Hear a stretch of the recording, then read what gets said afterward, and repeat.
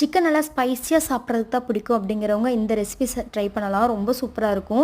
இன்றைக்கி வந்து 1 kilo chicken தான் எடுத்திருக்கேன். நல்லா உப்பு மஞ்சத்தூள்லாம் போட்டு வாஷ் பண்ணிவிட்டு நம்ம எப்பவும் போல் நல்லெண்ணெய் அல்லது தேங்காய் எண்ணெய் சேர்த்து சூடானதுக்கப்புறமா கடுகு கருவேப்பில் போட்டு பொரிச்சிட்டு சின்ன வெங்காயம் எடுத்துக்கிறது சூப்பராக இருக்கும். ஒரு 100 கிராம் அளவுக்கு சின்ன வெங்காயம் நல்லா அரிஞ்சு நல்லா அதையும் போட்டு வதக்கிக்கலாம். காரம் எந்த அளவுக்கு வேணுமோ அந்த அளவுக்கு வந்து வரமிளகாய் எடுத்துக்கலாம்.